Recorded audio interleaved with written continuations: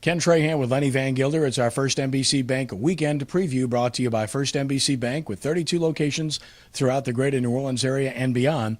That's First NBC Bank, proud sponsor of SportsNola.com.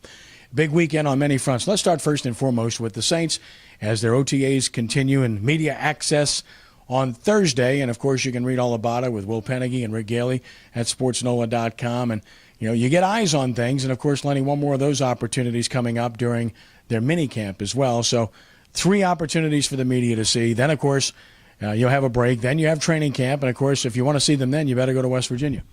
Yeah.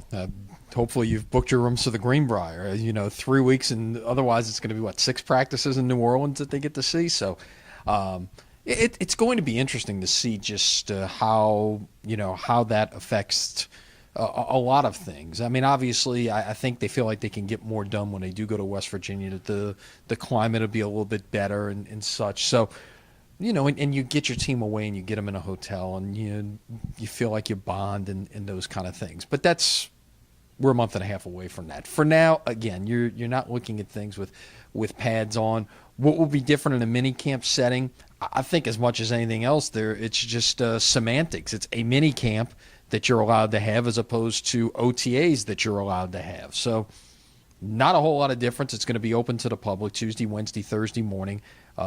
Saints advising get there early, only so many spots, and a chance to get to see these guys for about the only 3 times you'll get to see them, like you say, before mid-August. Baseball, the Zephyrs back home, 4-game homestand. Round Rock started Thursday night, and the Zephyrs playing great baseball, won 6 of 8 on the road, 30-29 overall, just a game and a half out of first in their division. And, of course, when you go well, the big team notices, and their first baseman, Justin Bour, got called up by the Marlins, so a roster move there. But when you get somebody taken, you get somebody coming back as well. Yeah, it's the nature of minor league baseball. It's what's going to happen. It's going to be guys playing well. It's going to be injuries with the big club. It's going to be guys coming up from Double-A because it's time for them to move up. It's the nature of what you do in AAA baseball. And, at the end of the day, this team is playing well. This is arguably the best Zephyrs team we've seen this decade. So, a chance to keep that going with 4 at home. Then they'll be back on the road for 8. It doesn't take much at this point, just a game and a half out. Could be in first place by the end of the weekend. The Ragin' Cajuns of Louisiana Lafayette carry the torch in college baseball as they host Ole Miss in a super regional Saturday through Monday. And the Cajuns showed their mettle coming out of the losers bracket, winning 4 straight to win the regional last week and beat Mississippi State in the process, which, of course, gets Ole Miss's attention, knowing who Mississippi State is. Yeah, and a lot of people in the state of Mississippi last week had that Ole Miss-Mississippi State possibility on their mind, and it was really on their mind once UL Lafayette dropped into the losers bracket of their own regional. But at the end of the day, the Cajuns rallied, got it done, beat Mississippi State's best pitchers to get there, and so here they are. Now it's best 2 out of 3 for the right to go to Omaha. One team that hasn't been there in 13 years, one team that hadn't been there, period. So, the old joke, what does Omaha stand for? Ole Miss at home again. So let's see if let's see if that is indeed the case, or finally if Mike Bianco is able to get over the hump and get his team to Omaha. Postmortem on LSU, and I wrote about it this morning at SportsNola.com. Just imagine a rotation of Nola, Baranek, and Trent. Imagine it. Yeah.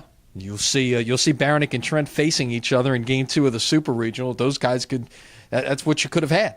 And one went to Delgado, one went to Bossier, and now ending up at Louisiana Lafayette and Ole Miss, and they could be deciding going head to head which one of their teams is going to Omaha, while LSU is watching from afar, and Aaron Nola will be a top 10 pick in all likelihood in the draft come Thursday night. And combine those two guys, by the way, I think 20-1 this year. Just remarkable with what they've done, and they were at LSU previously.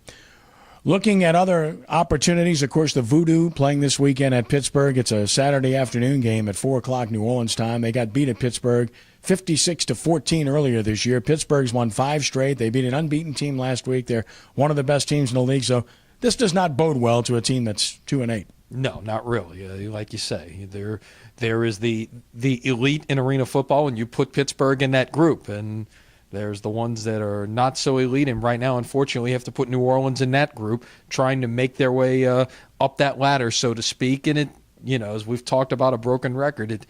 when you can play mistake-free football and arena football, you give yourself a chance to win. That has got to be the main focus for Pat O'Hara and his team. Last but not least, the NBA championship getting underway.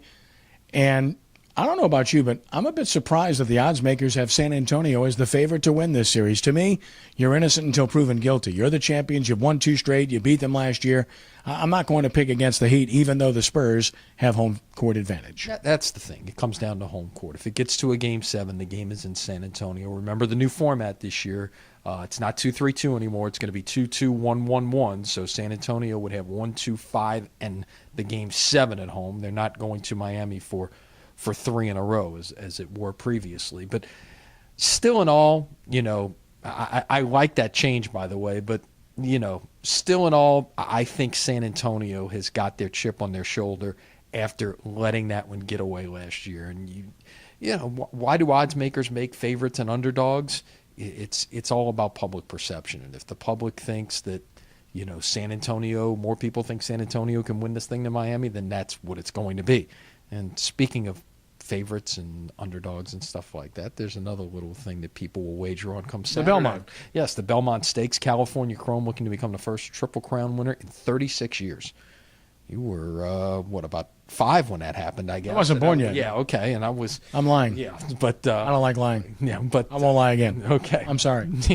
But this would be a great story for horse racing. As somebody who worked in the industry for 11 years, what it would do for the industry as a whole to have a Triple Crown winner in a different age now. I mean, what that would do, for the popularity of the sport, it could be significantly incremental growth if you get that kind of winner and something to latch on to. Now, what the horse does beyond that, if he does win on Saturday, does he keep racing? That's very important as well. All right, you can read George Peppas and Sports Mole. I'm sure they'll have picks coming up and have some fun with that in the process at sportsnola.com. Recruiting news, galore at sportsnola.com, and transfers as well. Check it all out. Enjoy it. Lenny, have a great weekend. All right, we'll see you Monday. That's our First NBC Bank weekend preview brought to you by First NBC Bank with 32 locations throughout the greater New Orleans area and beyond. That's First NBC Bank, proud sponsor of sportsnola.com. For Lenny, I'm Kenny. Have a great weekend and God bless.